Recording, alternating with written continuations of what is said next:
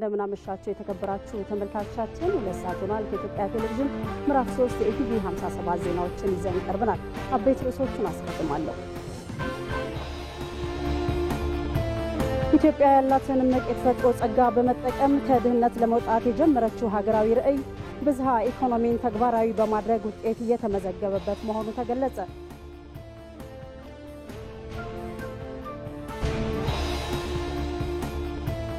የታላቁ የኢትዮጵያ ህዳሴ ግድብ ስኬት ኢትዮጵያውያን በታላላቅ ሀገራዊ ጉዳዮች በጋራ መቆም እንዳለባቸው ማሳያ መሆኑ ተገለጸ።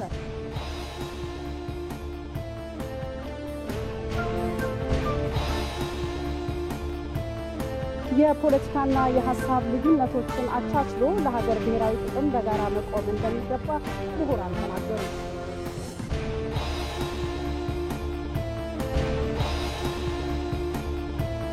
ከውጭ የአውሮፓ ሀገራት በፈረንጆቹ 2040 የበካይ ካርበን ልቀት መጠናቸው 90% ለመቀነስ ተስማሙ።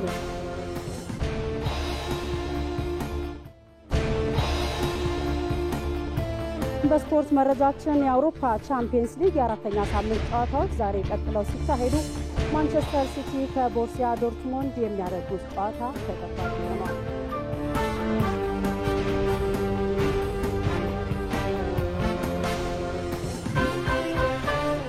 ተመልካቾቻችን የኢቲቪ 57 ዜናዎችን አልጋነሽ ተካ የመራው አብራችሁ ቆያለሁ። ተመልካቾቻችን ቀደም ሲል ስናስተዋውቃችሁ እንደነበር ዛሬ ምሽት የኢቲቪ 57 አጀንዳ አድርገን የመረጥነው ጉዳይ ኢትዮጵያ ድህነትን ለማሸነፍ የምታደርገውን ጥቅም ከዚህ ጋር ተያይዞ ደግሞ የሀገራዊ ብሔራዊ ጥቅምን የማስጠበቅ ተልዕኮን ይመለከታል። በዚህ ጉዳይ ላይ ተጨማሪ ማብራሪያ እንዲሰጡን እዚህ ስቱዲዮ እንግዳ ጋብዘናል። እንግዳችን በፖሊሲ ጥናት ኢንስቲትዩት ከፍተኛ ተመራማሪና የማህበራዊ ልማት ፖሊሲ ጥናት ማዕከል አስተባባሪ የሆኑት ዶክተር ደሳለኝ አንሻሶ ናቸው። ስለመጡ እናመሰግናለን። በኋላ ላይ ከእንግዳችን ጋር ተመልሰን የምንገናኝ ይሆናል። ከኢቲቪ 57 ዜናዎች ጋር አብራችሁን ቆዩ።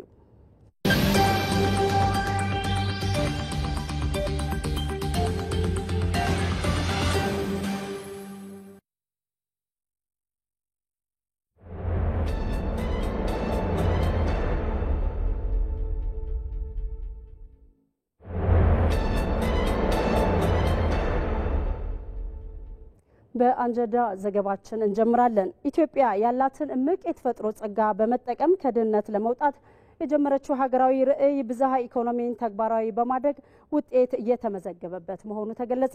ምርትና ምርታማነትን በማሳደግ ድህነትን ለማሸነፍ የተጀመረው ስራ በላቀ የስራ ትጋት ተጠናክሮ መቀጠል እንዳለበትም ተመላክቷል። ምንተስነት ይልማ በዚህ ጉዳይ ላይ ዝርዝር አዘጋጅቷል። እንከታተል።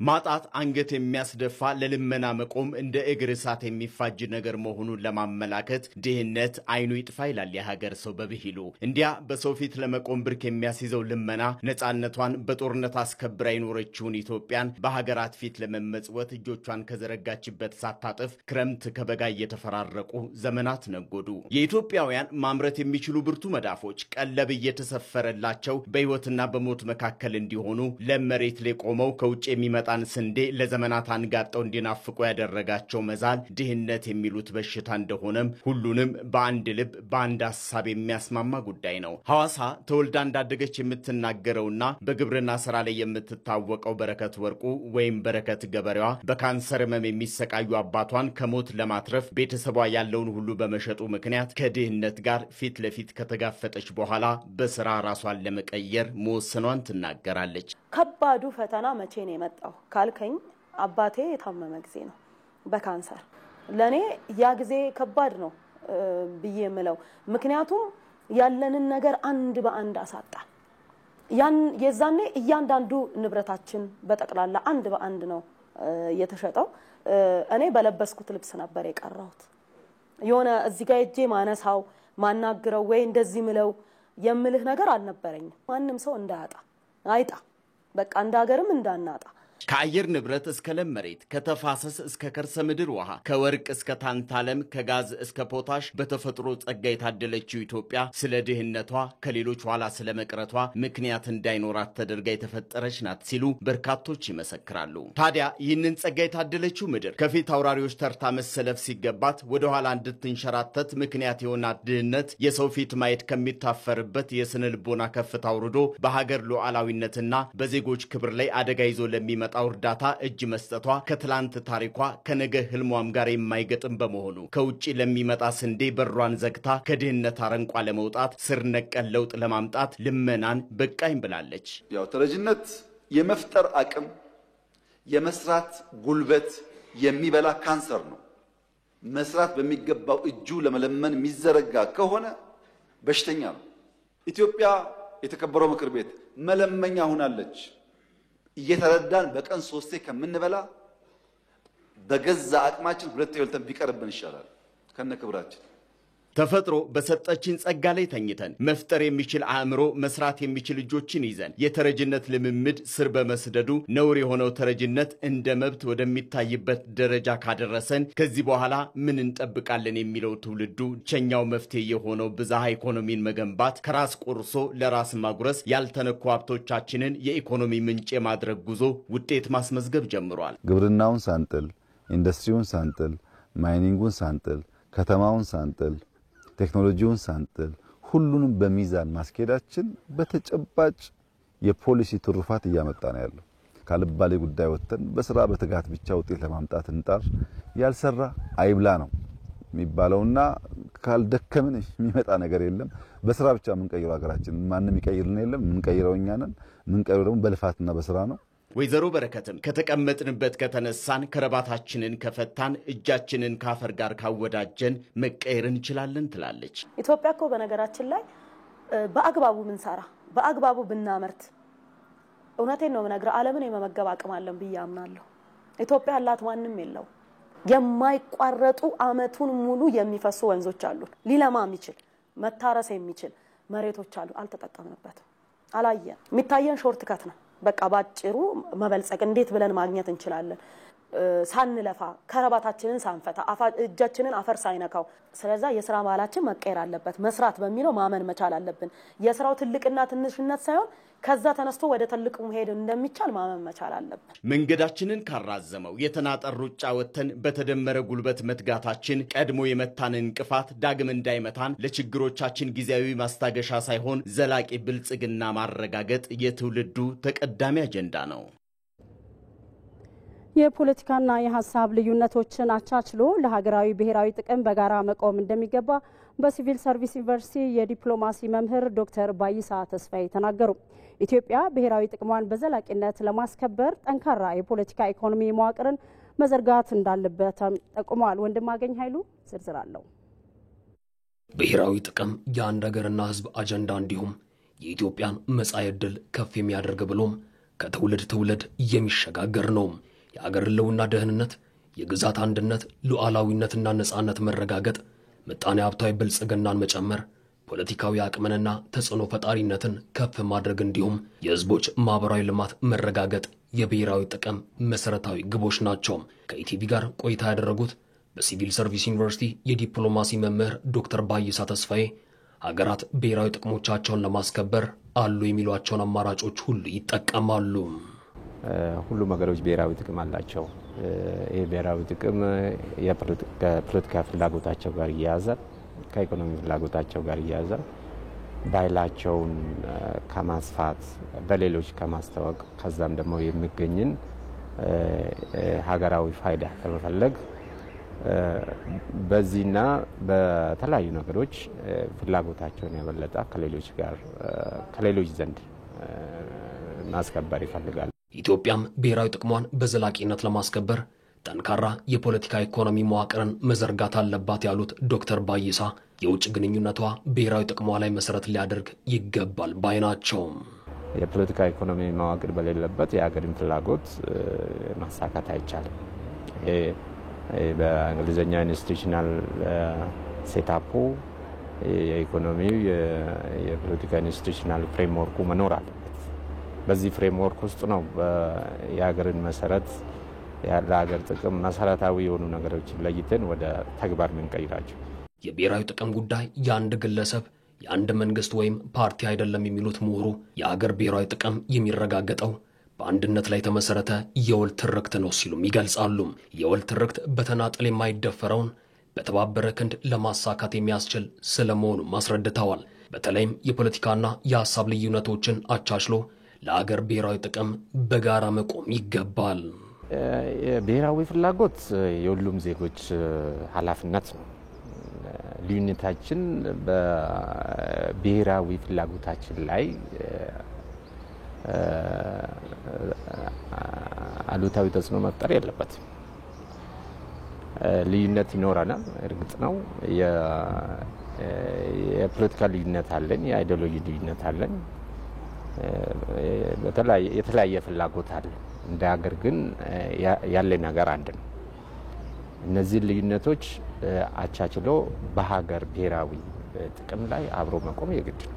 ኢትዮጵያ ያላትን ጠንካራ ዲፕሎማሲያዊ አቅም በመጠቀም አህጉራዊ ፖለቲካዊና ምጣኔ ሀብታዊ ሚናዋን ይበልጥ ማጉላት እንደሚገባ አመልክተዋል ዶክተር ባይሳ ተስፋዬ።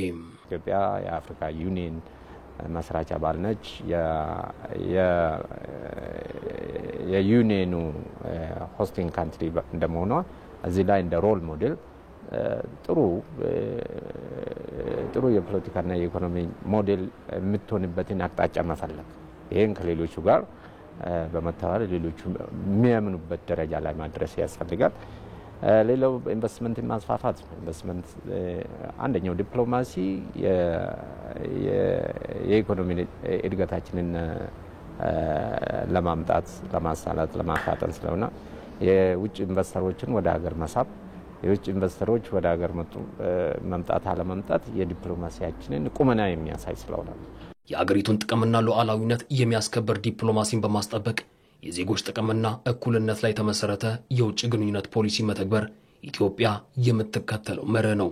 ለብሔራዊ ጥቅም መጠበቅ ደግሞ ኢትዮጵያዊ አንድነትን ማረጋገጥ ቁልፍ ጉዳይ ነው። ኢትዮጵያና ኢትዮጵያውያን ከድህነት እንዲላቀቁ ሀገሪቱ ያላትን ሀብት መጠቀም እንዳለባት ተገለጸ። በተለይ የተፈጥሮ ሀብቶችን ከህዝብ ብዛት አቅም ጋር አዋህዶ መጠቀም ይገባል የተባለው በዚህ ጉዳይ ላይ ባልደረባችን ተስፋዬ ጫኔ ዝርዝር አዘጋጅቷል።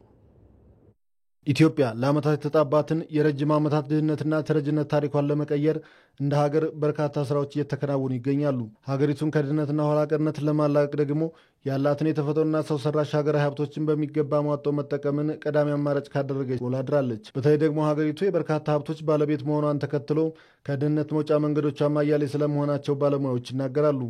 ከነዚህ ድህነትን በኢትዮጵያ የነበርነት ታሪክ እንዲኖር ለማድረግ ደግሞ ሀገር በቀል የምጣኔ ሀብት ማሻሻያ ፕሮግራም ገቢራዊነት በቀዳሚነት ሲጠቀስ፣ ቀደም ሲል የተዘነጉ የምጣኔ ሀብታዊ ዘርፎች ትኩረትን እያገኙ ሲሆን የሀገሪቱ የማዕድን ዘርፍም ከነዚህ መካከል ይጠቀሳል። ሀገሪቱን ከድህነት አዙሪት ማላቀቅ አልተቻለም የሚለው ጥያቄ ለሀገሩ በጎ ከሚያስብን ኢትዮጵያ አእምሮ ሁሉ የሚመነጭ ጤነኛ ጥያቄ ስለመሆኑ ባለሙያዎች ይናገራሉ።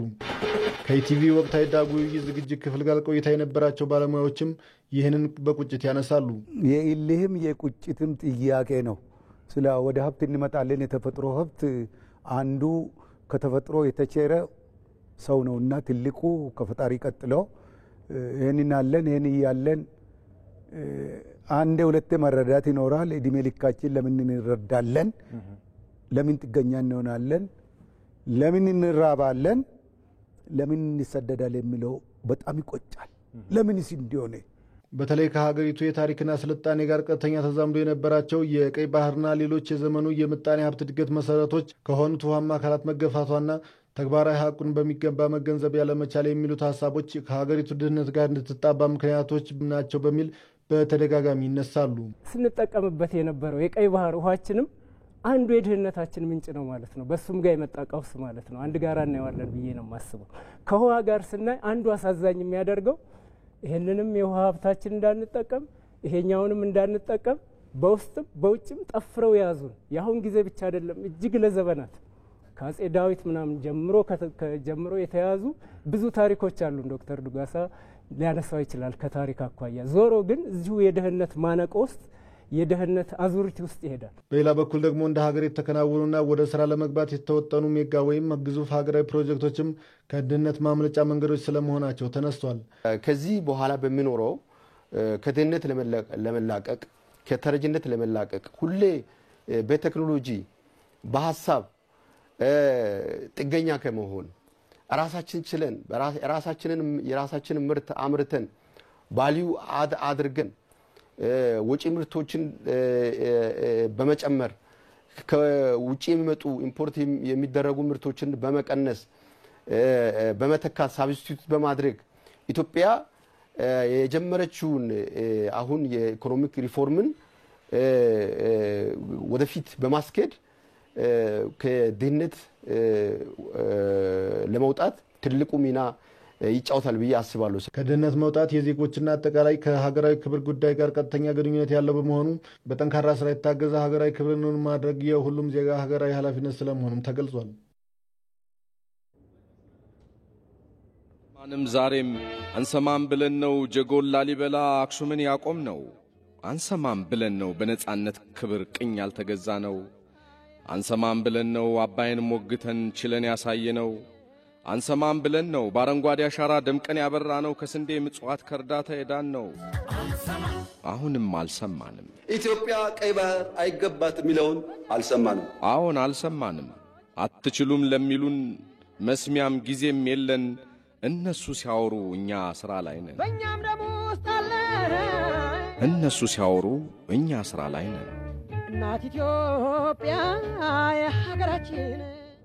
ተመልካቾቻችን ቆይታችንን እዚህ ጉዳይ ላይ ነው የምናደርገው። በዚህ ጉዳይ ላይ ተጨማሪ ማብራሪያ እንዲሰጡን እንግዳ ጋብዘናል። እንግዳችን በፖሊሲ ጥናት ኢንስቲትዩት ከፍተኛ ተመራማሪና ማህበራዊ ልማት ፖሊሲ ጥናት ማዕከል አስተባባሪ የሆኑት ዶክተር ደሳለኝ አንሽሶ ናቸው። እንግዳችንን አስቀድመን እናመሰግናለን።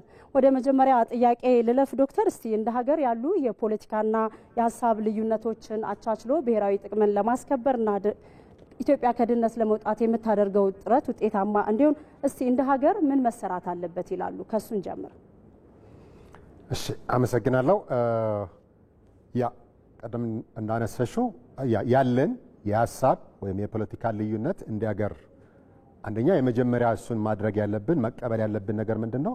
የሀሳብ ልዩነት ወይም የፖለቲካ ልዩነት የምንለው ነገር በራሱ ለኛ ኔጌቲቭ ኮኔቴሽን የምንሰጠው ነገር መሆን የለበትም።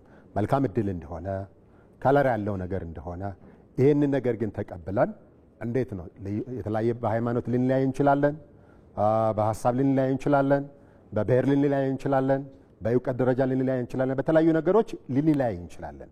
ነገር ግን እነዚህ ነገሮች ከነዚህ ነገሮች ማማ ላይ ምን አለ? ኢትዮጵያ የምትባል ሀገር አለችን። አንድ ሀገር አለን።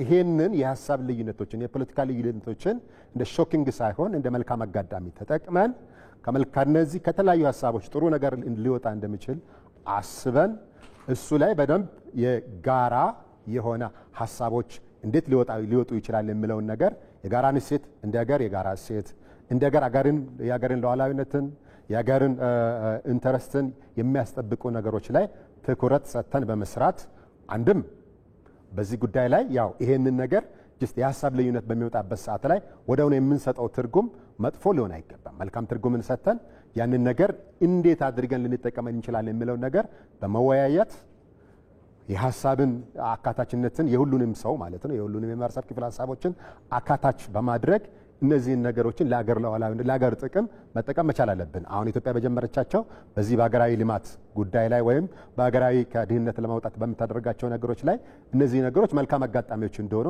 የመጀመሪያ ማድረግ ያለብን እሱ ነው። መልካም ዶክተር፣ እንደሚታወቀው የኢትዮጵያ ብሔራዊ ጥቅም ማስከበሪያ መንገዶች አንዱ ወይም ደግሞ ጥያቄዎች አንዱ አብይ ጉዳይ የሆነው የኢትዮጵያ የባህር በር የባለቤትነት ጉዳይ ነው። ኢትዮጵያ የጠየቀችውን የባህር ባለቤትነት ጉዳይ ጥያቄ ለማስመለስ ደግሞ ብሔራዊ ጥቅምን ለማስከበር ምን ተግባራት ናቸው በዋናነት መከናወን ያለባቸው? አንደኛ ከዚህ ጋር ብሔራዊ ጥቅምን ለማስከበር ይሄንን በተለይም ባህር ከወደብ ጋር ተያይዞ ባለ ጉዳይ ላይ ልናነሳው የሚገባው የመጀመሪያ ጉዳይ ይሄ ነገር ለኢትዮጵያ አሁን አዲስ የምታነሳው ጥያቄ አይደለም የሚለውን ነገር ያው የምንገነዘበው ሆኖ ሳለ እዚህ ላይ አንዱ ትኩረት መሰርተን መስራት የሚገባው የዲፕሎማሲ ስራ ጠንካራ አድርገን መስራት መቻል አለብን። ይሄ ያነሳ ነው ወይም ኢትዮጵያ ያነሳቸው ጥያቄዎች አንድም የግሎባል የሆኑ ጂኦፖለቲክስ ኢሹዎች አሉን። እነዚህ ጂኦፖለቲካል ኢሹዎችን ከሪጂናል ወይም ኮንቲኔንታል ከምንለው ከና ኤዩ ጋር ከና ኢጋድ ጋር ከምንሰራቸው ስራዎች ጋር የሚገናኝ ስለሆነ በዚህ ላይ ትኩረት ሰጥተን የምንሰራው ዲፕሎማሲ ኢሹ ነው። የዲፕሎማሲ ስራ ብለን ስናወራ እነዚህ የዲፕሎማሲ ስራን ከዚህ ከቀጠና ከሆርን ጀምረን ከቀንዱ ጀምረን ሪጂናል አድርገነው ኮንቲኔንታል አድርገነው ኢንተርናሽናል አድርገን እነዚህ ነገሮች ላይ ሰፋ ያለ የዲያሎግ እና ኢትዮጵያ ደግሞ ይህንን ሀሳብ ሪፍሌክት የምታደርግባቸውን የተለያዩ አጋጣሚዎችና መድረኮችን በመጠቀም ይህን ነገር ያው ወደ እውን እንዲሆን እስኪል ድረስ ኢትዮጵያ ያለውን ነገር ለማስረዳት ረጅም ርቀት መሄድ አለበት ብለን ይሄ አንዱ ሀሳብ ነው የሚሆነው።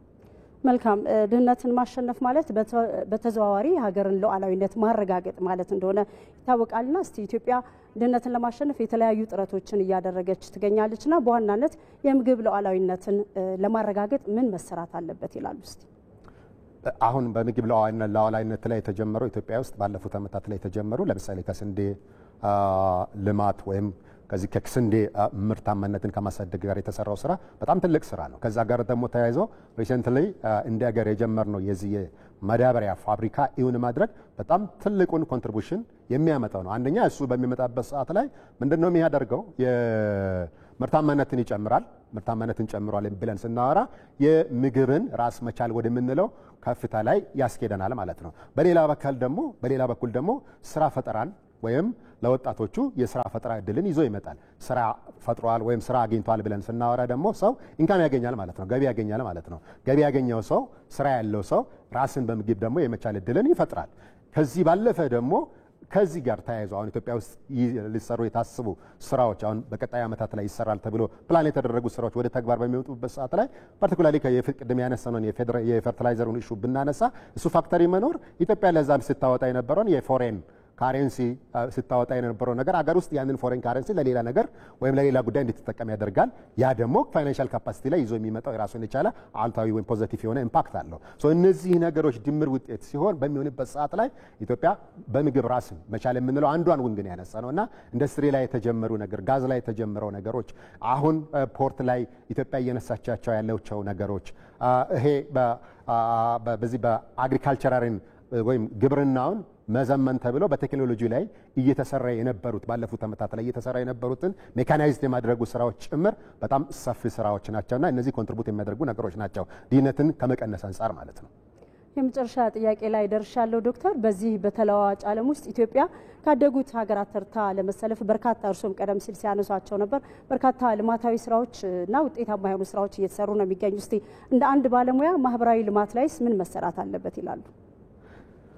ይሄ ማህበራዊ ልማት በላይ ብለን ስናወራ የመጀመሪያው የሰው ሀብት ልማት ላይ መሰራት መቻል አለበት። ማህበራዊ የምንለው የሰው ሀብት ልማት ብለን ስናወራ ሌሎች ሀገራቶችም እና ኮሪያን ስንወስደው የአገራቸውን ከፍታቸውን ለማሳየት አንዱ ትልቅ አግሬሲቭሊ የሰሩት የሰው ሀብት ልማት ላይ የሰው ሀብት ልማት ብለን ስናወራ በጤና ላይ በትምህርት ላይ የምንሰራቸውን ስራዎችን ያመላክታል ማለት ነው። እሱ አለ ማለት ደግሞ በሌላ አባባል ምንድነው ይዞ የሚመጣው? የሰው ሀብት ጠንካራ የሰው ሀብት ልማት አለ ብለን ስናወራ ፈጠራ የሚችል ወይም ኢኖቬቲቭ የሆነውን አእምሮን ምድር ላይ ወይም ኢትዮጵያ ውስጥ ይበዛሉ ማለት ነው። ያ በሚሆንበት ሰዓት ኢኖቬቲቭ የሆነ ማይንድ በሚኖርበት ሰዓት ላይ ቴክኖሎጂዎች ሎካሊ ለኢንተርናሽናልም ጭምር ልክ ኮሪያ ላይ እንዳነሳ ነው ማለት ነው። የሰው ሀብት ልማት በመኖሯ ኮሪያ አሁን እነ ሳምሰንግን ኤክስፖርት የምታደርጋቸውን ፕሮዳክቶችን በሙሉ ራሷ ነች ፕሮዲስ ያደረገችውና ከሎካል ጀምሮ እስከ ግሎባል ድረስ ተወዳዳሪ የሚያደርገውን ኢኖቬሽኖችን ቴክኖሎጂዎችን ይዘን መምጣት እንችላለንና የመጀመሪያ ትኩረት የሚሆነው ነገር የሰው ሀብት ልማት እና ፈጠራ ጭንቅላትን በዚህ በኢኮኖሚ ላይ ኮንትሪቡት የሚያደርገውን እሱ ላይ ትኩረት ተደርጎ ሲሰራ ልክ ላይ ኮሪደር ላይ የተደረገውን አይነት አግሬሲቭ እርምጃ ቢደረግ ሰከንድ ኮሪደር እንደመሆን አለበት ብለን ምናስበው እኛ እንደ መስኩ ተመራማሪዎች የመጀመሪያው የሰው ሀብት ልማት ነው። በኢትዮጵያ ውስጥ ጠንከር ያለ የሰው ሀብት ልማት ምክንያቱም ከትምህርት ጋር ከጤና ጋር የሚሰሩ ስራዎች በቂ አይደለምና ይሄ በጣም ሰፋ ተደርጎ ሲሰራ የሀገርን ከፍታ ከፍ ያደርገዋል ማለት ነው። መልካም። በፖሊሲ ጥናት ኢንስቲትዩት ከፍተኛ ተመራማሪና የማህበራዊ ልማት ፖሊሲ ጥናት ማዕከል አስተባባሪ ዶክተር ደሳለኝ አንሽሶ ለሰጡኝ ማብራሪያ አመሰግናለሁ። መልካም ምሽት ይሁንልዎት ዶክተር። አመሰግናለሁ። መልካም ምሽት።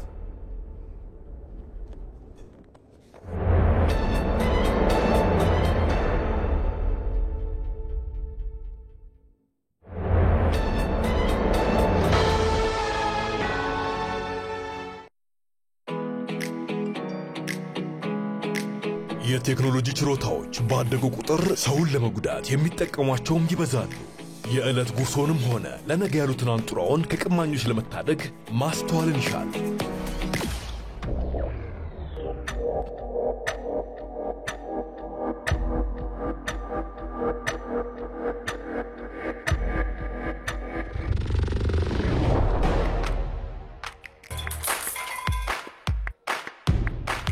ማንኛውንም መተግበሪያ ከአፕ ስቶርና ከፕሌይ ስቶር ብቻ በማውረድ የተቀበሉት ብር አካውንት ውስጥ መግባቱን በማረጋገጥ አጠራጣሪ ማስፈንጠሪያዎችን ወይንም ሊንኮችን ባለመንካት ያልተረጋገጠ የማህበራዊ ሚዲያ ንግድ ላይ ባለመሳተፍና የሐሰት ማስታወቂያዎችን ባለማመን ራስዎን ከመጭበርበር ይታደጉ። የኢትዮጵያ ንግድ ባንክ ሁሌም የሚተማመኑበት ባንክ።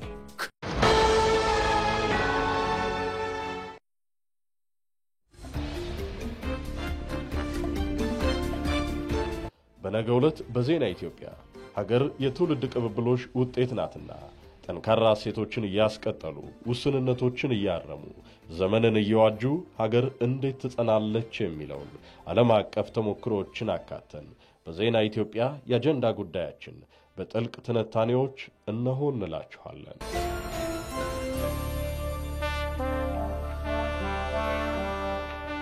ከኢትዮጵያ ቴሌቪዥን ምዕራፍ 3 የኢቲቪ 57 ዜናዎቻችን አሁንም ቀጥለዋል። የተከበራችሁ ተመልካቾቻችን የታላቁ የኢትዮጵያ ህዳሴ ግድብ ስኬት ኢትዮጵያውያን በተላላቅ ሀገራዊ ጉዳዮች በጋራ መቆም እንዳለባቸው ማሳያ መሆኑ ተገለጸ። ግድቡ ኢትዮጵያውያን በቁጭት በጋራ ያስቀመጡት አሻራ ስለመሆኑም ነው የተገለጸው። ወንደሰን አፈወርቅ ዝርዝር ይዟል።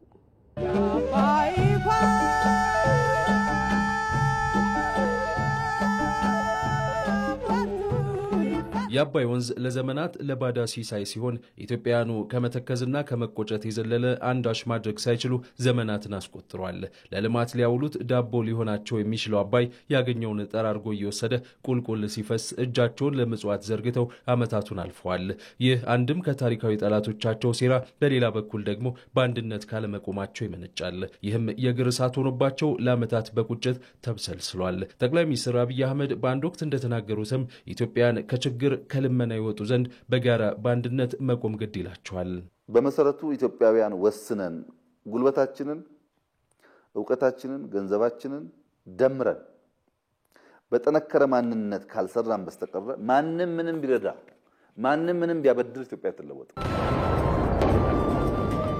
ታላቁ የኢትዮጵያ ህዳሴ ግድብ ኢትዮጵያውያኑ አንድ በመሆን የዘመናት ቁጭታቸውን የመለሱበት ፕሮጀክታቸው ነው። በአባይ ወንዝ ላይ ኢትዮጵያውያን የበይ ተመልካች የሆኑበትን ታሪክ ይቀይሩ ዘንድ በቁጭት በጋራ ያቆሙት ድንቅ ሐውልት ሆኖም በብዙዎች ይወደሳል። ታላቁ የህዳሴ ግድብ ውጣ ውረዶችን አልፎ ሲመረቅ በመሪዎች እንዲሁም በዜጎች ፊት የታየው ገጽታም የቁጭትና ከብዙ ትግል በኋላ የተገኘ ድል አድራጊነት ስሜቶችን አጣምሮ የያዘ ነው። ርችቱ ከተተኮሰ ጀምሮ ክቡር ጠቅላይ ሚኒስትራችን እዛ ሲያለቅሱ እኔ ቴሌቪዥን ስር ቁጭ ብዬ አለቅስ ነበር። I don't have word to say እንችላለን። እዚህ ጋር ግን የግድቡን የግንባታ ሂደት መለስ ብሎ መመልከት ያስፈልጋል። በአባይ ወንዝ ላይ ፍትሃዊ ተጠቃሚነታቸውን ለማረጋገጥ የዘመናት ቁጭታቸውን ለመመለስ የተነሱት ኢትዮጵያውያን ብዙ ፈተና ገጥሟቸዋል። ይህም በአባይ ወንዝ ላይ ግድብ የመገንባት አቁሙም መብትም የላቸውም ከሚሉ ታሪካዊ ጠላቶቻቸው ይመነጫል። ኢትዮጵያውያኑ የፋይናንስ አቅርቦትን ከሀገራት እንዲሁም ከዓለም አቀፍ ተቋማት እንዳያገኙ በእነዚህ ታሪካዊ ጠላቶች በሮች ተከርችመውባቸዋል። ይህ ግን ኢትዮጵያውያኑን ግድቡን ከመገንባት አላስቆማቸውም። ይልቁንስ በአንድነት መቆምን ለክብር መጋደልን መረጡም። በአራቱም ማዕዘናት ያሉ ኢትዮጵያውያን አቅማቸው የፈቀደውን ያህል ገንዘብ ለህዳሴው ግድብ ግንባታ ያለስስት አበረከቱም። ብዙ ሐውልቶችን ሰርተናል። የልዩነት የሰፈር የመንደር የኔ ብቻ ምለው ያንተ ብቻ ምትለው ሊኖር ይችላል። ይሄኛው ግን የጋራችን ሲመረቅ ኢትዮጵያውያኖች በሁሉም ቦታ ሰፈር ወጥተው ደስታቸውን ገልጸዋል። ሐሴት አድርገዋል። በአንድነት ያዘመረን ያዘመን ያሰባሰበን በዘመናዊት ኢትዮጵያ ውስጥ የተከሰተ ትልቅ ክስተት ያለ ልዩነት የተሳተፍንበት። በዚያ ከባድ ሙቀት ውስጥ በርካቶች ታላቁን ግድብ በእጆቻቸው ሲገነቡ፣ ሌሎቹ ደግሞ ዲፕሎማሲያዊ ጫናዎች ሲበረቱ ደጀን ሆኑም። ኢትዮጵያኑ አንድ ሆነውም ታላቁን ገድል በድል ፈጸሙም። ለዘመናት በአባይ ወንዝ ጉዳይ ሲቆጭ የቆየው የሀገሬው ሰው ቁጭቱን በተግባር ገልጦ ያሳካው የጋራ ውጤት በመሆኑም ልዩ ትርጉም ይሰጠዋል። ሁላችንም አሻራ ያረፈበት የሁላችንም አሻራ ገብቶ የሆነ የጋራ ማተማችን ነው ማለት ነው ህዳሴ ግድብ። ስለዚህ በዚህ ምክንያት ኢትዮጵያውያን በጋራ የሰሩት የሁሉም ኢትዮጵያውያን የልብ ትርታ የሆነ ግድባችን ስለሆነ ትርጉሙ ለኛ ከፍ ያለ ነው። ጠቅላይ ሚኒስትሩ እንዳሉትም ከልመና ይወጡ ዘንድ በአንድ መቆምን የመረጡት ኢትዮጵያን በጋራ ታላቁን ገድል በጉባ ተራሮች ፈጽመዋል። ይህም የኢትዮጵያ የልመና ዘመን እንዲያበቃ ሀገሪቱም እንደ ስሟ ከፍ የምትልበት ዘመን እንዲመጣ በርን ከፍቷል። ታላቁን ግድብ ገንብተው ያጠናቀቁት ኢትዮጵያውያኑ አሁን ሌሎች ሀገራዊ ጉዳዮች አሉባቸው። በጉባ ተራሮች በኢትዮጵያውያኑ እውን የሆነው ታላቁ የህዳሴ ግድብ ታዲያ ኢትዮጵያውያኑ ለቀጣይ ታላላቅ ፕሮጀክቶች በጋራ መቆም እንዲችሉ መልእክትም ጭምር ያስተላለፈ ነው። ጥቃቅን ነገሮች ላይ ልዩነቶች እንደተጠበቁ መነጋገር እንችላለን፣ መወያየት እንችላለን። አካሄዶች ላይ፣ ፖሊሲዎች ላይ ግን የጋራ አጀንዳ ሀገራዊ አጀንዳ የሚባል ጉዳይ አለ። ለምሳሌ የባህር በርን ብታነሳ ይሄ ሀገራዊ አጀንዳ አገር ህልውና አገርን የሚጠቅም ጉዳይ ነው። የተለያየ የፖለቲካ ልዩነት ሊኖረን ይችላል። ይህን የመሰለ የሀገር ጥቅም ጉዳይ የሀገር ህልውና ላይ ግን እንደ ሀገር አንድ መሆን አለበት። አንድ አቋም፣ አንድ ትርክት መኖር አለበት። በታላቁ የኢትዮጵያ ህዳሴ ግድብ ግንባታ በአንድነትና በትብብር ኢትዮጵያን የሚቻል የማይመስለውን ማሳካት እንደሚቻል እንዳሳዩት ሁሉ በቀጣይ ጊዜያትም በዚሁ መንገድ ኢትዮጵያን የሚበይኑ አገራዊ ፕሮጀክቶችና የብሔራዊ ጥቅም ማስከበሪያ አሻራዎችን እውን ማድረግ ይጠበቅባቸዋል። ከኢትዮጵያ ህዝብ እውቅና ውጪ በኢትዮጵያ ግዛትና ብሔራዊ ጥቅም ላይ ውሳኔ ማሳለፍ ህጋዊ ስልጣን በሌለው ቡድን ምክንያት ሀገሪቱ ከባህር በር መገለሏን ምሁራን ተናገሩ። መንግስት በሰላማዊና ዲፕሎማሲያዊ መንገድ የጀመረው ጥረት በዜጎች ሁሉን አቀፍ ተሳትፎ ሊጠናከር እንደሚገባም ነው ምሁራኑ የሚገልጹት። ሚካኤል ገዚው በዚህ ጉዳይ ላይ ዝርዝር አዘጋጅቷል። በዓለም ላይ ከሚገኙ ስትራቴጂክ የውሃ መስመሮች ቀይ ባህር አንዱ ነው። ቀጠናው ባለው ስትራቴጂካዊ ፋይዳ ምክንያት ለንግድና ለወታደራዊ መቀመጫነት ሀገራት ከፍተኛ ፍላጎት ያሳድሩበታል። ከቀይ ባህር በቅርብ ርቀት የምትገኘው ኢትዮጵያ በአካባቢው ከሚደረጉ እንቅስቃሴዎች መራቋ በብዙ መንገድ ጉዳት ማሳደሩ ይነሳል። ኢትዮጵያ በታሪክ አጋጣሚ በጠላቶቿና የሷን እድገት በማይፈልጉ ተገፍታ ከባህር በር ርቃ በአሁኑ ሰዓት ባህር በር መራቋን እሷ ፍላጎት የሷን እድገት ከማይፈልጉ አካላት ተገፍታ የወጣችበት ሁኔታ የታሪክ አጋጣሚ ላለፉት 3 አስርት ዓመታት ተከስቷል። ከኢትዮጵያ ህዝብ እውቅና ውጪ በኢትዮጵያ ግዛትና ብሔራዊ ጥቅም ላይ ውሳኔ ማሳለፍ ህጋዊ ስልጣን በሌለው ቡድን ምክንያትም ሀገሪቱ ባህር አልባ ከሆኑ ሀገሮች ተርታ እንድትመደብ ሆኗል። ኤርትራ መገንጠል በኋላ ኢትዮጵያ የባህር በር አጣ ላንድ ሎክ እንደሚሉ ፈረንጆቹ የባህር በር የሌላት ሀገር ሆና ተቀምጣለች። ኢትዮጵያ ከህዝቦቿ ስምምነቶች ከመንግስት ስምምነቶች ኢትዮጵያ ባህር በር አጣች። የቀደምት ስልጣኔ ባለቤት የነበረችው ኢትዮጵያ በቀይ ባህር ላይ የሚደረጉ የንግድ እንቅስቃሴዎች ደህንነት የተጠበቀ እንዲሆን በማድረግ ረገድ በቀጠናው ካሉ ሀገራት የተሻለ ሚና የነበራት ሀገር ነች። ኢትዮጵያ ቀይ ባህርን በመታስተዳድርበት ወይም የዛ ተዋሳይ በነበረችበት ጊዜ በቀይ ባህር ላይ ምንም አይነት የባህር ውንብድና ያልነበረበት ወቅት ነበር። በአሁኑ ሰዓት በቀይ ባህር ላይ ያለው የባህር ላይ ውንብድና የኢትዮጵያ መርከቦችን ኢትዮጵያን ባንዲራ ሳይሆን የሚሸሹበት ሁኔታ ነው ያለው። ምክንያቱም ኢትዮጵያ በቀይ ባህር ላይ የነበረን ታሪካዊ ኃላፊነት ሀያል መሆኑ ብቻ ሳይሆን በአሁኑ ሰዓት በርካታ ሀገሮች ከቀይ ባህር በጂኦግራፊ የሚርቁ በርካታ ሀገሮች ቀይ ባህር ላይ የራሳቸውን ወታደራዊ መሰረት ገንብተው እናያለን።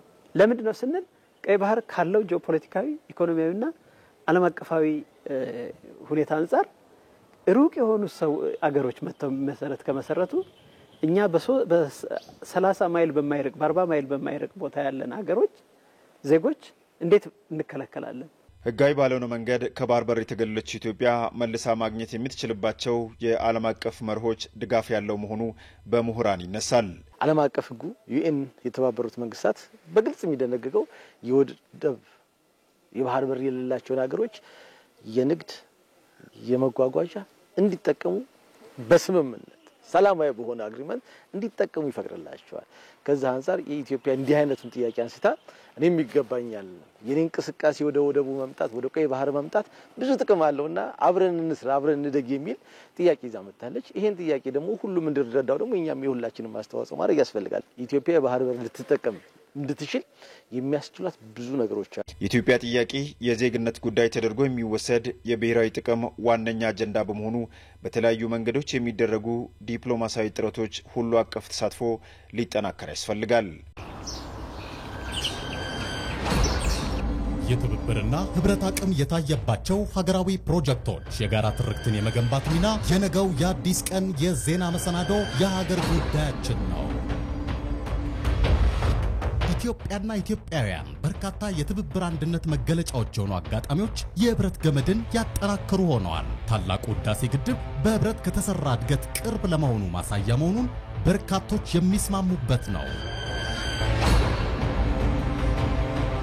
የትብብር መገለጫ የሆኑ ግዙፍ ፕሮጀክቶች ላይ ያለው አቅም ብሔራዊ ጥቅምን ለማስጠበቅ ከፍተኛ ጉልበት የሚሆኑ ናቸው። ኢቲቪ በነገው የአዲስ ቀን መሰናዶ የከፍታ ማሳያ የሆኑ ሀገራዊ ፕሮጀክቶችን እንዴት ለጋራ መግባቢያ መንገድ እናውላቸው የሚለውን ያነሳ ቆይታ ያደርጋል። ከ1 ሰዓት እስከ 3 ሰዓት በሚኖረው ቆይታም እንግዶችን በዚሁ ጉዳይ ላይ ጋብዘን ተጨማሪ ዘገባዎችን ይዘን እንጠብቃችኋለን። አዲስ ቀን የቲቪ 57 ዜናዎች አሁንም እንደቀጠሉ ናቸው። ተመልካቾቻችን በዘመናት መለዋወጥ ኢትዮጵያውያን ባልተቋረጠ የሀገር ፍቅርና ጀግንነት የራሳቸውን ታሪካዊ አሻራ ሲያሳርፉ ቆይቷል።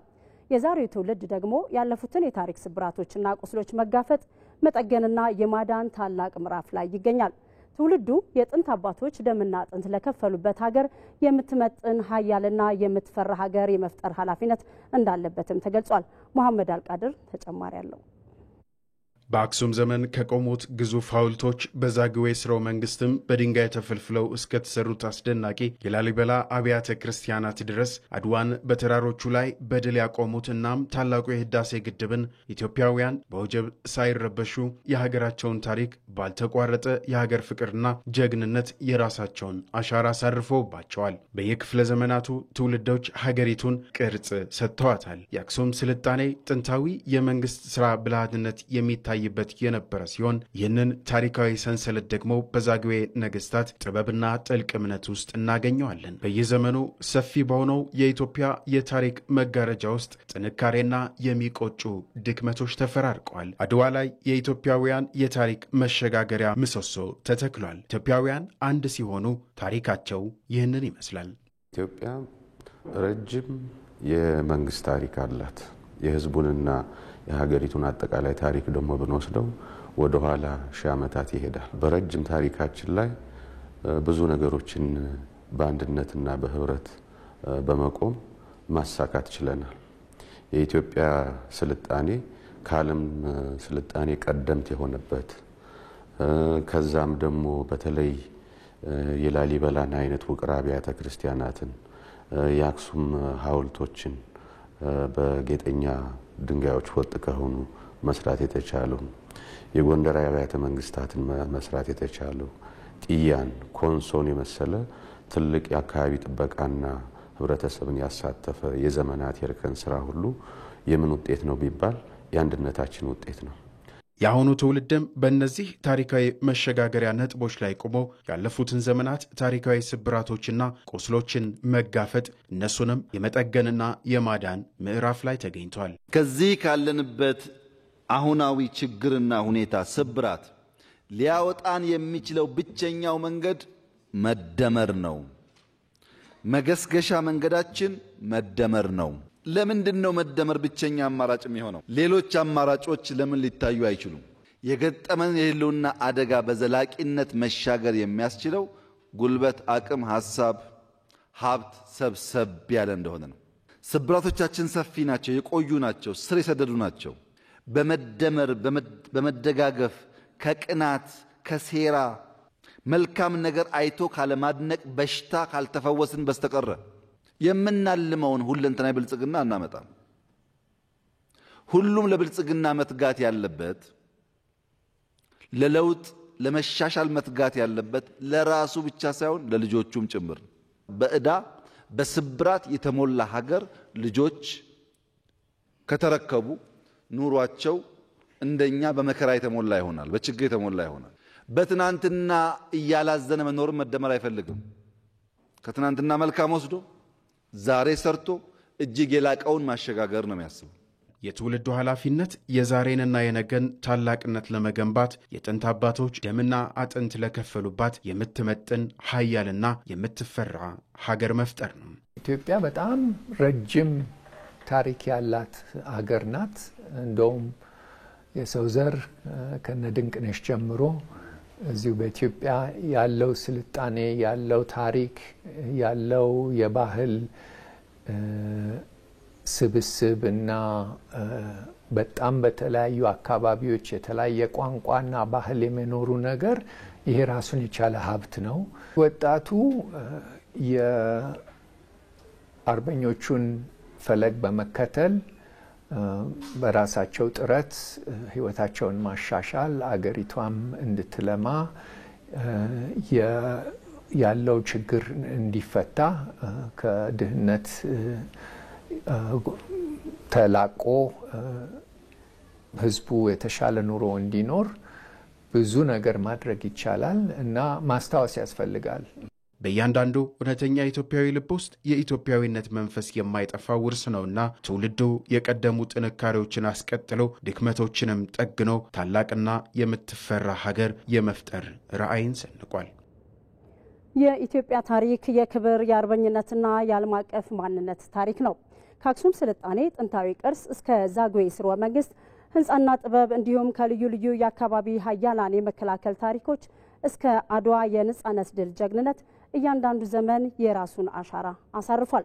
በየዘመኑ የመጡባትን ወራሪ ኃይሎች በትውልድ ቅብብሎሽ መስዋዕትነት ኢትዮጵያ ሉዓላዊነቷ ተከብሮ ኖሯል። የዛሬው ትውልድ ከአባቶቹ የተረከባትን ገናና ሀገር እንዴት ማስቀጠል አለበት? መስፍን አባተ ተጨማሪውን ይዟል። ሀገር በአንድ ትውልድ ብቻ አይገነባም። አንድ ትውልድ ብቻውን ገንብቶም አይጨርሰውም። ጠንካራና ሁለንተናዊ ሉዓላዊነቱ የተረጋገጠ ሀገር የሚፈጠረው በትውልድ ቅብብሎች ነው። አንዳንዶች ሀገር በትውልዶች መካከል በሚኖር ጠንካራ ተግባቦትና በጠንካራ እሴት መወራረስ ይሰራል ይላሉ። ይህ ደግሞ ሀገር የትውልዶች ትስስር ውጤት መሆኑን ነው የሚያረጋግጥል። ወደ ኋላ መለስ ብለን ታሪክን ስናይ በ3ኛው መቶ ክፍለ ዘመን በዓለም ገናና የነበረችበትን የአክሱም የስልጣኔ ዘመንና በ4ኛው መቶ ክፍለ ዘመን በአጼ ካሌብ ዘመን ከራሱ አልፋ ደቡብ አረቢያ ድረስ ታስተዳድር የነበረች ታላቅ ሀገር መሆኗን የታሪክ ድርሳናት መዝግበውት ይገኝ። የታሪክ ተመራማሪው ተረፈ ወርቁም ኢትዮጵያ የበርካታ ታሪክና ቅርስ ባለቤት ሀገር መሆኗን ይናገራሉ። ኢትዮጵያ በሺህ ዘመናት ታሪክና ቅርስ የዳበረ ሕዝብ ያላት ሀገር ናት። ብዙዎች ጀግኖች አባቶች ደምና አጥንት መስዋዕትነት የቆመች ሀገር ናት። ስለዚህ ታሪክና ቅርስ ለኢትዮጵያ ትልቅ ሀብቷና መገለጫዋ ስለሆነ ይሄን ታሪክና ሀብት ወደ ሌላው ትውልድ የምናስተላልፍበት እያንዳንዳችን እንደ ኢትዮጵያ እንደ ዜጋም ሁላችንም ኃላፊነት ያለብን እንጂ ለአንድ ማህበር ለአንድ ሰው ብቻ ምንተው አይደለም። ኢትዮጵያ ሕዝቧም ለሰው ልጅ ቅድሚያ ክብር የሚሰጥ ለነጻነቱ ቀናይ የሆነ ለእኩልነት ዋጋ የሚከፍል በቤተሰባዊ ሴት የተጋመደ ለፍትህ በጽናት የሚቆም ህዝብ ነው። ለመሆኑ የአሁኑ ትውልድስ የአባቶቹን ዋጋ እንዴት ይረዳዋል? አባቶቻችን በጦርነት ነው ብዙ አርበኝነትን ያሳዩን። አሁን ላይ ምንድነው አርበኝነት ያደገች ሀገር እንድትሆን ለማድረግ መጣር፣ ጠንክሮ መስራት፣ ይሄ ነገር ነው ለኔ አሁን ላይ አርበኝነት የሚባለው። ድሮ አባቶቻችን በአንድነት በሀገር ፍቅር ስሜት ጣሊያንን በማሸነፋቸው ነው ይህንን የድል በዓል እንድናከብር ያደረጉን። ዛሬ በዓለማችን በኢኮኖሚና በፖለቲካ ትልቅ ስም የገነቡት ደቡብ ኮሪያና ቻይናም የጨለማ ዘመናቸውን የተሻገሩት በህብረት በመቆማቸው እንደሆነ ነው የሚገለጸው። የታሪክ መምህርና ተመራማሪ የሆኑት አቶ በለጠ ሲገይቦም አንድነትና ጽናት ለአሸናፊነት ሚስጥር ትልቅ አቅም እንደሆነ ይገልጻሉ።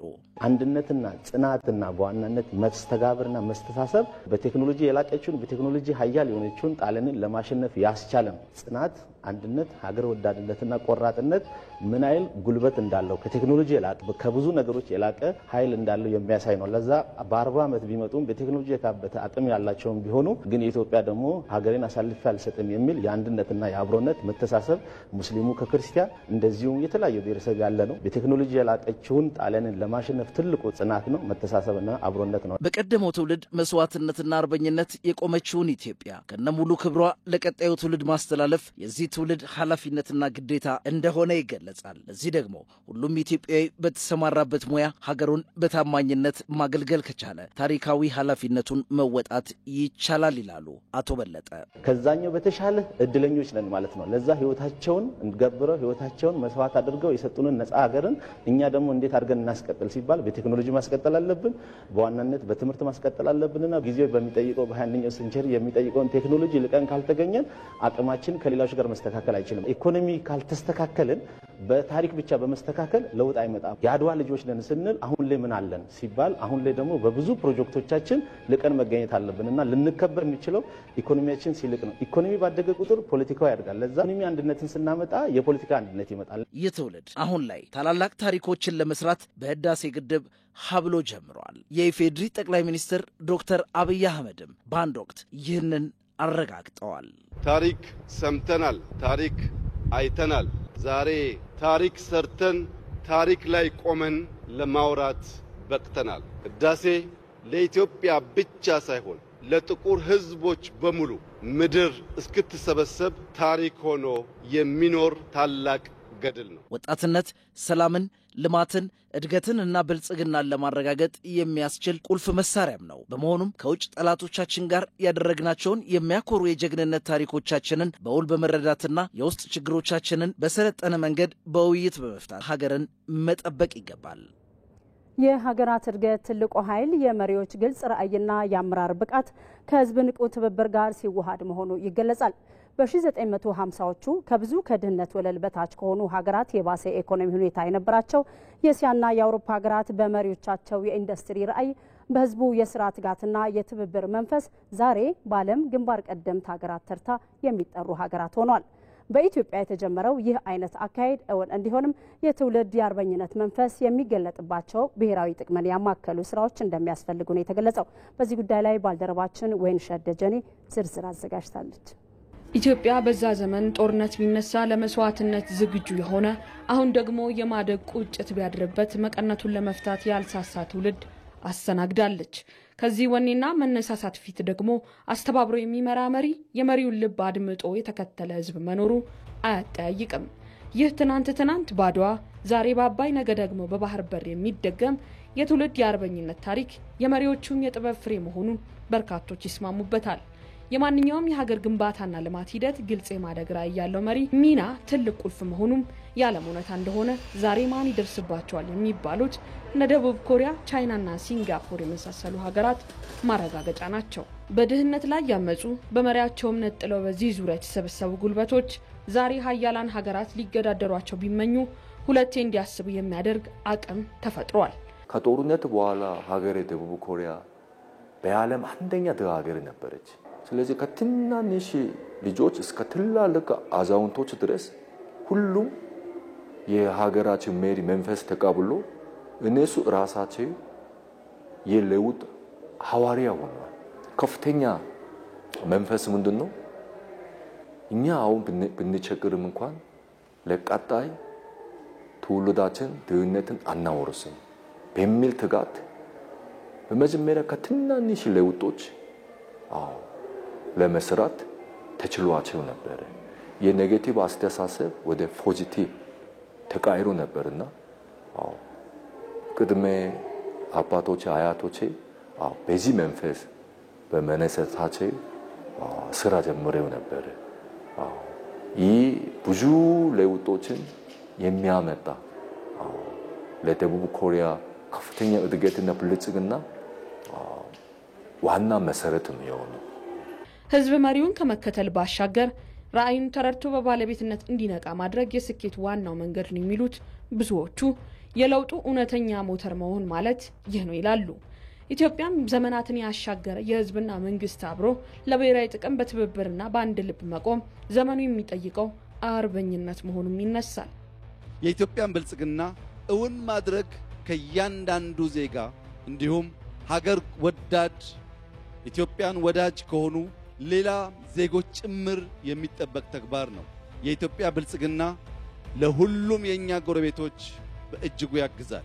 በጀመርነው ትላልቅ ነገር የማሰብ ትላልቅ ነገር የመጀመር በፍጥነት የመጨረስና ውጤት የማስገኘት ልምምዳችን የኢትዮጵያን ብልጽግና በጋራ እንድናሳካ በታላቅ ትህትና ለኢትዮጵያውያንና ለመላው የኢስት አፍሪካ ዜጎች ጥሪዬን ማቅረብ እፈልጋለሁ። በኢኮኖሚም ከሚመጣው የእጅ አዙር ቅኝ ግዛት ለመላቀቅ አቅም የሚፈጥሩ ጉልበት የሚያጠናክሩ ጅምር ስራዎችም ይህን ትብብር የሚጠይቁ ናቸው።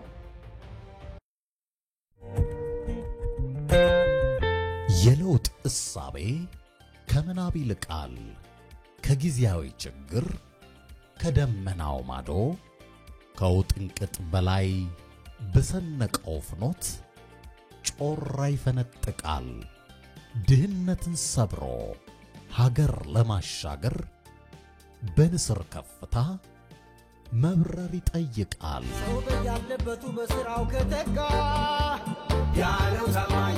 ለለውጥ ያበረ በአንድነት ተነስቶ ፈጠራን ያልማል ጊዜን ተመክቶ የምናብ ትርጉሙ ድንቅ ነው በእውነት የማድረግን አቅም የመከወን ብልሃት የፈጣሪን ጸጋ ማወቅ ነው መረዳት ኢትዮጵያን ያሎ አትጠራጠሩ በእውነት በእምነት በእውቀት ከተሰባሰብን ጉዟችን ይቃናል ህብር ያስጌጠናል አዝግሞ መዘግየት ተንሸራቶ መጥፋት ላለፈው ይበቃል ይልቅ ፈጥረን ፈጥነን ዘለል ለመሻገር ኢትዮጵያን ለማልማት ፈተናን ወደ ድል በመቀየር መትጋት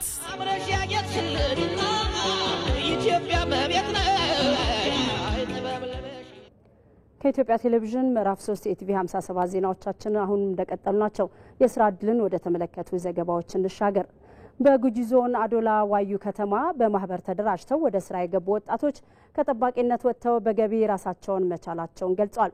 የከተማው አስተዳደርም ወጣቱ ከጠባቂነት ተላቆ የራሱን ስራ እንዲፈጥር ድጋፍ እያደረገ መሆኑን ነው ያሳወቀው። ጌታቸው ባልቻ ዝርዝር አለው።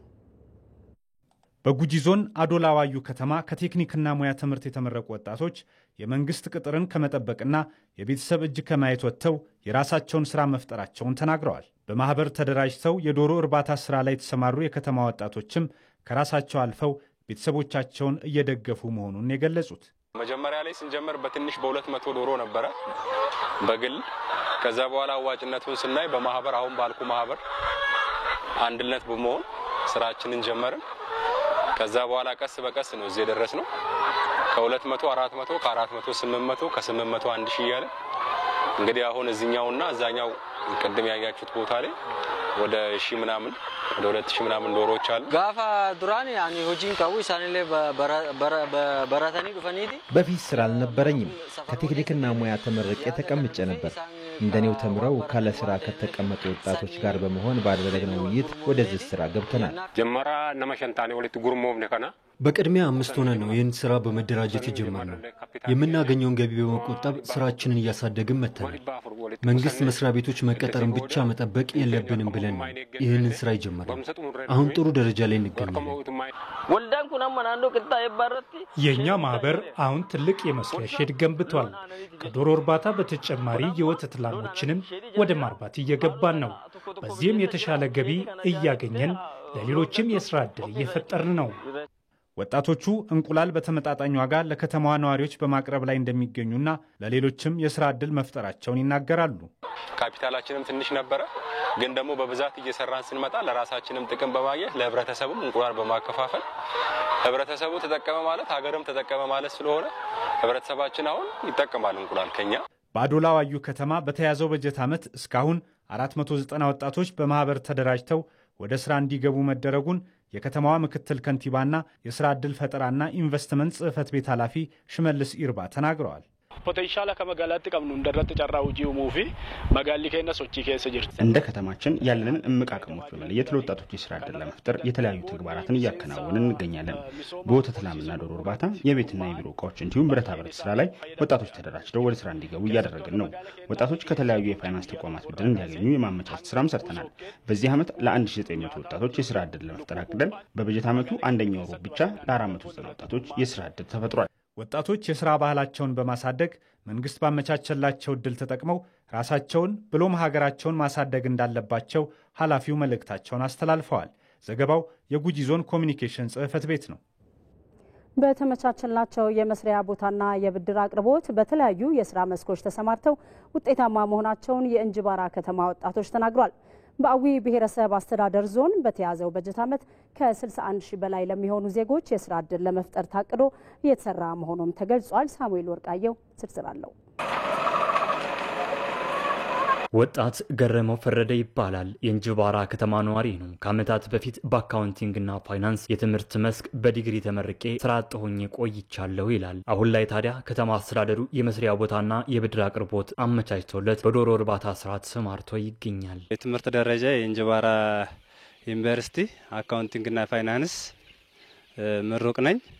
ያው ተመርቆ የመንግስትን እጅ ከመጠበቅ የራስን ስራ ፈጥሮ መስራት የተሻለ ውጤት ያስገኛል ብዬ እዚህ ጋር አሁን የዶሮ እርባታ ስራ ላይ ተሰማርቼ እየሰራሁ እገኛለሁ። ከተማ አስተዳደሩ ሼድ አመቻችቶልኛል። ከዛ ደግሞ ተዘዋዋሪ ብድር እንዲመቻች አድርጎልኛል። ተዘዋዋሪ ብድር 135 ሺህ ብር ነው የለቀቀልኝ። ከዛ ቤተሰብ ተጨማምሮ ነው እንዲሰራ እንዲጀምር የሆንኩት። በእንጅባራ ከተማ ልክ እንደ ወጣት ገረመው ሁሉ ሌሎች ወጣቶችም የመስሪያ ቦታ ተጠቃሚ ሆነው በተለያዩ የስራ መስኮች ተሰማርተዋል። በባልትና ውጤቶች ስራ የተሰማራችው ወጣት መሰረት ሽፈራው እንዲሁም በቁርስ ቤት ስራ የተሰማራችው ወጣት ደብረ ወርቅ ደሳለውም ለ5 ዓመታት የሚጠቀሙበት የስራ ቦታ ተረክበው ወደ ስራ ገብተዋል። አሁን የተሰጠ ሸድ ጀምሬ አሁን ባልትና እየሰራው ነው የምገኘው። መንግስት የሰጠ የስራ ቦታ በጣም ደስ ብሎኛል። ከዚህ በፊት ተቀጥሬ ነበር ምሰራውና በሸፍ ማለት ነው።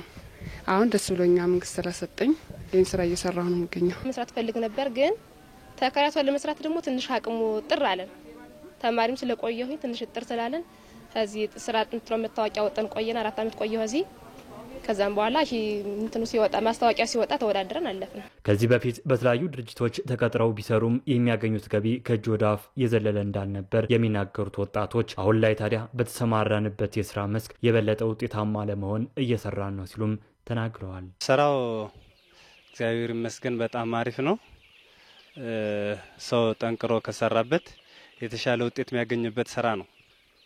በዘርፉ ላይ ማነቆ ቢኖርም የተሻለ ነገ የመኖ ውድነት ምናምን አለ። ያን ተቋቁሞ የሰራ ወጣት ነገ ውጤታማ እንደሚሆን ምንም አያጠራጥረኝም ብዬ አስባለሁ። ለዛሬ 5 ዓመት የተሻለ ግሮሰሪ ወይም ሆቴል ነው ያሰፉን እንደራሴ እቅድ ማለት ነው።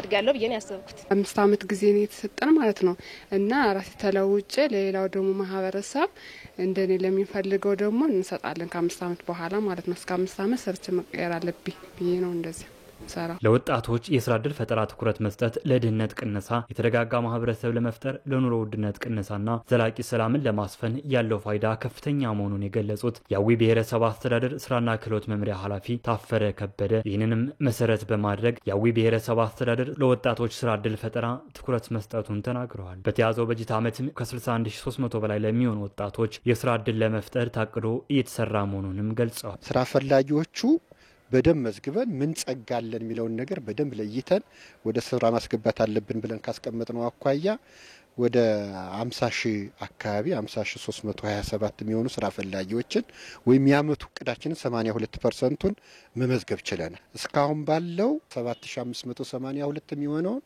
ስራ ፈላጊ ወደ ስራ አስገብተናል። ለወጣቶች የስራ ማስኬጃ ተዘዋዋሪ ብድር የማመቻቸት ስራዎችን ጨምሮ ሌሎችም ተግባራት ተጠናክረው እንደሚቀጥሉም ተመላክቷል።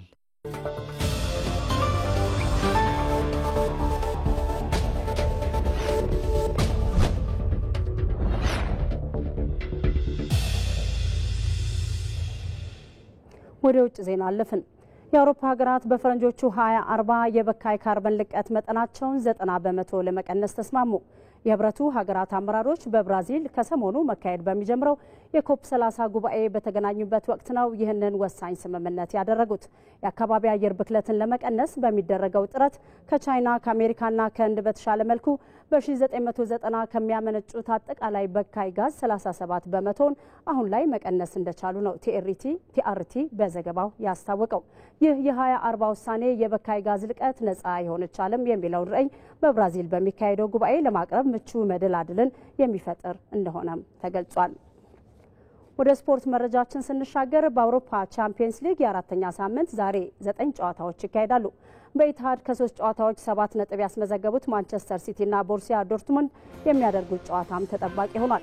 የፔፕ ጋርዲዮላ ቡድን በሁሉም ውድድሮች ባለፉት 6 ጨዋታዎች 5ቱን በማሸነፍ ጥሩ ጉዞ እያደረገ ይገኛል። ዶርትሙንድ በበኩሉ ከኦክስበርግ 1-0 የቡንደስሊጋ ድል በኋላ የሚያደርገው ጨዋታው ይሆናል። ጨዋታው ምሽት 5 ሰዓት ሲል የሚጀምር ይሆናል። በተመሳሳይ ሰዓት በሚደረግ ጨዋታ የቤልጂየሙ ክለብ ብሩጅ ባርሴሎናን የሚያስተናግድ ይሆናል። ብሩጅ በቻምፒየንስ ሊጉ ጥሩ ጅማሮ ያደረገ ቢሆንም በተከታታይ ጨዋታዎች ተሸንፏል። በሌላ በኩል ባርሴሎና በላሊጋው ኤልቼን 3-1 በሆነ ውጤት ካሸነፈበት ጨዋታ በኋላ የሚያደርገው ግጥሚያ ይሆናል። ካራባክ ከቼልሲ፣ ኒውካስትል ዩናይትድ ከአትሌቲኮ ቢልባኦ፣ ኢንተር ሚላን ከካራይት አልማቲ እንዲሁም አታላንታ ከማርሴይ ዛሬ ከሚጠበቁ ጨዋታዎች መካከል ናቸው።